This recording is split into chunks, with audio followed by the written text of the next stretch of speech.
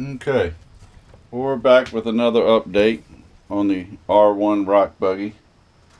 I have taken all my panels off, and I'm probably not going to use these. I'm going to make my own. And what I found was the only plate they actually give you is this little teeny plate right here. And that's just not going to work. I mean, I got the axle speed control here, the ESC, excuse me, and you can see just how big this is. And I got to try and cram it on that little plate, and also my Fataba receiver on that little plate, and that's just not going to work. So what I've done, or working on, is I took this little plate off, and this is what I'm talking about. This is all you got to try and put this ESC on, even if you turned it sideways. And then the receiver, I mean, it's so tight up in there, and it's going to be poking right out the windshield. I just don't like it. So what I've done was I've made this little plate here, and I've drilled a couple holes in it, and where the antenna tube used to be, I cut that off, and what I'm going to do is put this on like this. Now I've made my plate bigger, and it'll actually come all the way to the transmission now instead of way up front here, and it should give me enough room. So as I drilled in the holes, as always, I used a larger bit and just kind of went around it with my hand. Don't ever use your drill, it'll drill through real fast. And made a little indent so when my screws go in, they'll sit flush on the plate. So let me get this plate back together real quick. And another thing on these is I really hate Phillips head screws in design. I love some of the G-Mig products, but they use the Phillips head screws that just drive me out of my mind. And they use these little nuts that go inside these little square areas here, and you drop the nut in there, and then when you go to put it on the truck, guess what happens? The nut falls out. Always falls out when you're putting in the last one too, and then you got to take the whole thing apart, try to get it back in there. Well, one of the beauties of this tray is when I put this back on here, it actually locked them nuts in, so I don't have to worry about them falling out anymore. So let me get this screwed down real quick, and I'll be right back. Alright, as you see, we got it on there, and the good news is now these little nuts don't fall out.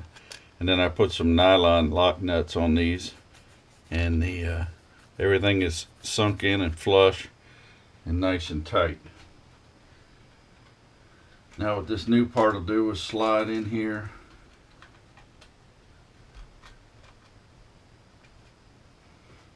and sit up right against the transmission, see? And that gives me enough room to put the ESC back here and the receiver up front, or vice versa, however I think it'll work best.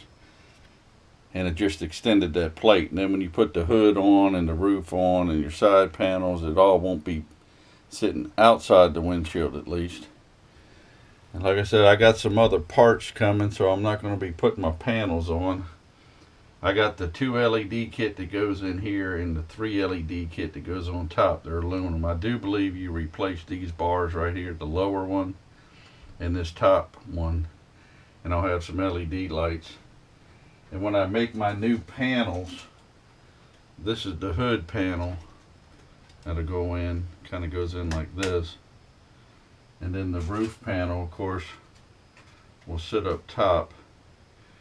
But when I make my panels, I'm going to make a panel that'll actually come and cover the windshield. Now I might make this out of Lexan.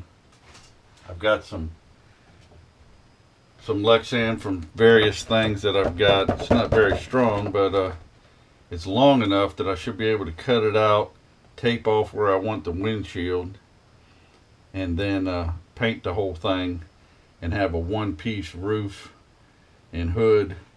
Or I might use some Monster drink cans. I haven't quite made up my mind yet. But if I use the clear that I have there, or semi-clear, I might be able to smoke the windshield and hide some of these electronics. So, but I don't quite know yet. We'll see how that goes when I get to that part. So let me put this, screw this tray back on, and we'll kind of see if everything will work for the electronics. All right, I'll be right back.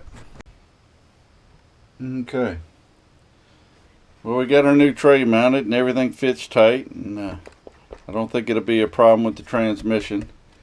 The battery trays, sorry about the camera there. The battery tray is butted up to the back, and my plate that I made is butted right up to the front, so that should actually help support that transmission some too, and it's not in any kind of way, so we're doing good there. Doesn't mess with anything. I didn't think it would. It's only in the cage, so I should be able to run my motor wires up and put the ESC in the, should have plenty of room for both now. I can put the ESC in the back so it's not poking out the windshield, and the receiver right here up in the front, which is kind of cool, so nothing will get in the way. So that gives me plenty of room for my leads and everything, and not worry about that. So that's good. So that'll work out well. So I'm going to go and try and mount them. And I got some that goopy stuff of where I took it off my saw back that I got to get it out of.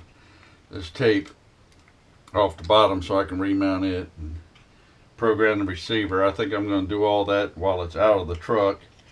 And the nice thing is too is I'll be able to reach this channel 2 real easy to unplug the ESC and plug in my Castle controller, and be able to program this to where if 100% brake is too much, or if I wanted to just drift down the rocks a little bit instead of holding fast, that it'll be real nice to be able to do that too without having to take anything apart. So I'm going to just pigtail these lines again because they've been pulled around a little bit, and get all that tight, and let me get these mounted on there, and I'll be right back. Okay. As you can see, I got her going now. Still got to do a little wire cleanup. She holds, it's a pretty deep drop. And as you can see, it should be falling, but that drag brake is keeping it pretty good. Yeah, that's holding nicely. It's got a nice slow. Alright, let's get her back up here in the light some. Alright, so as you can see, we got the receiver in, and the ESC in, and that battery, which is way too big. But what we're going to have to do is figure out where we want to put our switch, which I might just build it into one of the panels. I might bring it all the way up here on the hood, put it in a panel on the hood, if it'll reach. Yeah, it ought to reach. Build it up here and put it into the hood so I can shut it on and off, because these shock towers will block it from getting turned on and off by accident. Sorry for the controller there. Boy, that's touchy. Got a 65 turn motor in there, and it doesn't play around. As soon as you touch the trigger, it's slow, but it'll take off real fast. It doesn't have any trigger lag on it. So but that's all we're going to do for today. Got the ESC and stuff installed, and the receiver and all binded, and had that new plate made. When I get my body panels all made the way I want them to, I'm going to take that plate back off and go ahead and paint it black, and get her all lined up. I'll probably got to do a little bit of fine tuning to the trim. I got these towed out just a tiny bit because I like a little outward toe when I crawl. It just seems to help keep things a little more stable for me, at least. I'm already thinking I might want to go with rear steer on this, but we'll wait and see. We'll get some stuff put together and see how it looks and go from there. All right, well, that's it for this. Like I said, we got the ESC installed and the new panels put in, and I'm going to make some the new ESC plate. So it is mobile for right now, so hopefully we'll be able to get some running videos pretty soon. But that's it for right now, and get this big old giant battery out of here. If anyone ever had one of these and know what size battery works the best for the world's smallest battery tray I've ever seen, give me a holler. I'm pretty sure it's going to be something like a 1000 milliamp or something. The only thing I have in that size is a 3-cell.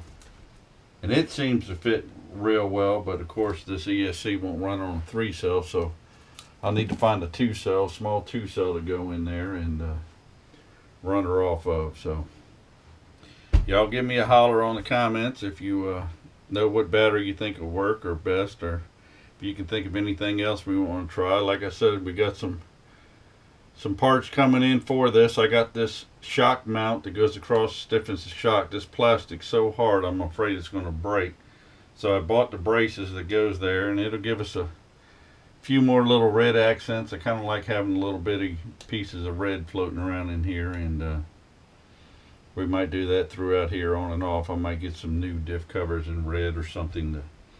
I just like black and red together. So alright, until next time, please like, please comment, please subscribe, and I'll talk to you later. Bye.